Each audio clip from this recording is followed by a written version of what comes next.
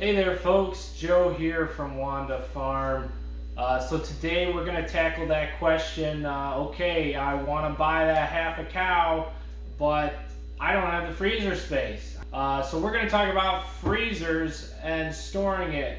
So the first question is, how big of a freezer am I going to need? So the range is going to be anywhere from 25 to 35 pounds of meat per cubic foot of freezer space.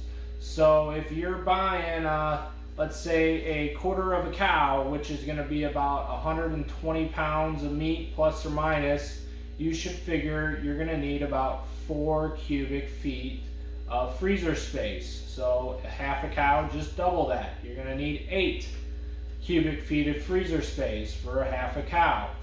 A pig, you're going to figure right around similar, going to be probably a little more. If you're doing a whole pig, figure around that 140 pounds of meat. So you're probably looking at, again, 4 to 5 pounds, or I'm sorry, 4 to 5 cubic feet of freezer space you're going to need for that whole hog. So those are just kind of the numbers to use as you're trying to figure out how much space you need. The other thing to think about too is, I like to say there's this balance between you want to get more than what you need, because chances are there's going to be other things you're going to want to store in your freezer than just the meat.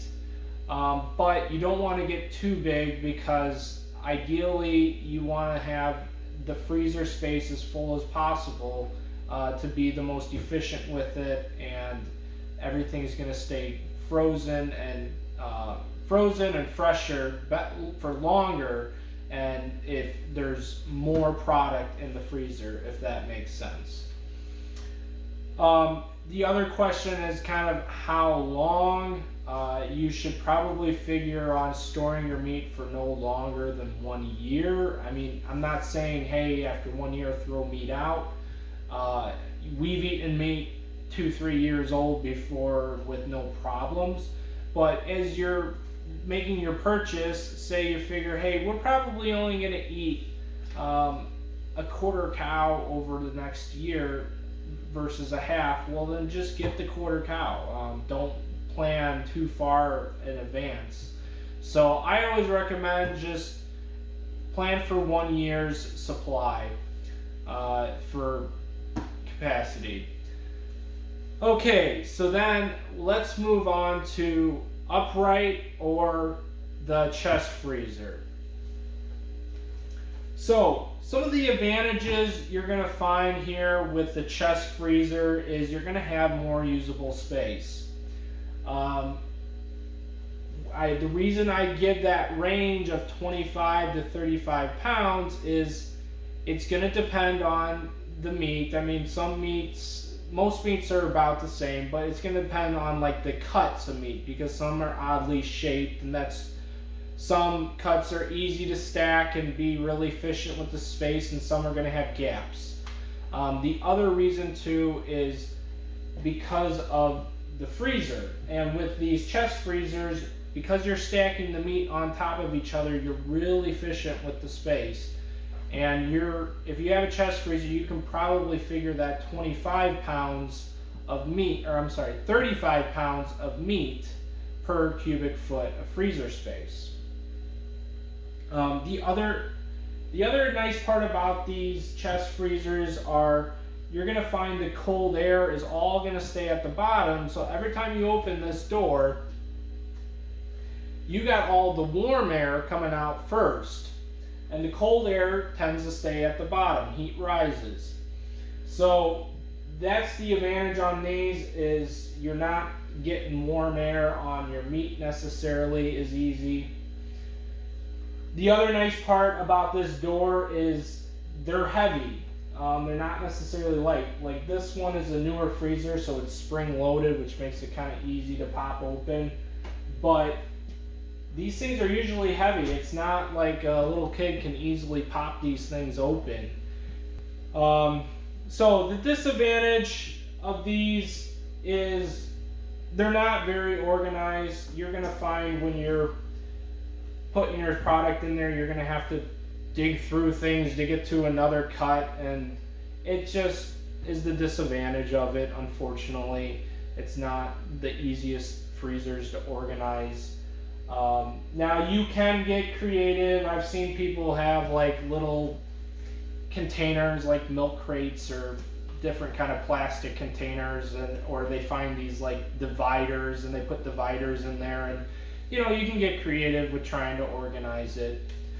The other disadvantage of these is they tend to use more floor space. As you can see, this is so this chest freezer here is about a 24 cubic feet, but it's about 8 feet long, so it's using a lot of floor space. And now I got all this empty space up above me. So that's what I have for you on the chest freezer.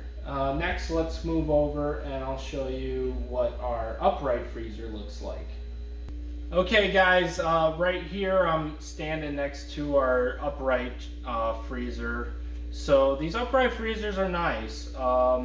So the nice part about them is, the most obvious is, you can organize everything so much easier versus chest freezers. So you got all this space on your doors to put things, you got shelves. So it just makes life much more organized and more accessible to get to things. You're not typically moving a bunch of stuff around just to get to your ribeye steaks. So that's the nice part about these. Now, the other but you know, the disadvantage is that cold air rushes out right away. You'll find that things on the door are going to start to frost up right away if you're in here for a few minutes. You know, so that's kind of the disadvantage of them. And they also, kind of the big thing for me that I don't like about them is this door is so easy. It could so easily get left open, and if that gets left open, it swings open, and now what if a little child that, you know, is playing in your basement where your freezer is, and they open up the freezer and it doesn't get shut, and you could have potentially a loss of all of your product. So that's, you know, it's a scary thing. So I always recommend these things come with a lock on the side. Keep that key, have it up on the top or something, and have it just part of the rule. You always have to lock the freezer when you're done with it. The other thing we've done is we've had like a 5-gallon pail that we've pushed up against the door, and that we know that that's keeping it shut. So that's kind of probably the biggest disadvantage, in my opinion, of these uprights. Now, you know, the newer ones, they have an alarm system a lot of times built into them. So if the temperature reaches a certain level, it sounds an alarm. So that's a nice option to have. If you're gonna have an upright, maybe the newer one's the way to go with the alarm system. Now you can buy alarm systems, so we actually have one of those. These are called, the brand is it's actually called wireless sensor tags, and it's just this little tag, and you basically just stick this inside the freezer, and then it has a little it connects to this little home port, and this you just put by your Wi-Fi router and put the app on your phone, and it will automatically notify you if the temperature reaches a certain temperature. So these are, I think, like $60, maybe $80. I can't remember offhand. I mean, you can go onto Amazon and find a similar product too. But anyways, these are nice for, you can do this for the chest freezer too if you wanted to. You know, the other advantage of these is they're going to use less floor space. As you can see, this thing's a lot taller. And, you know, as far as when you're figuring on how much space you're going to need, these are going to be on the lower end, so you're probably only going to get 25 pounds of meat per cubic foot. And the reason for that is because you'll end up having some empty space typically, because things don't stack as well like in a chest freezer. So you're gonna have, like, say, this empty space up here where you just can't fit anything in there, and it ends up just sitting empty. So anyways, I hope these videos are helpful and in picking out a freezer and what you need for getting prepared for your half a cow. So until next time, thank you, and remember, know your farmer and you know your food.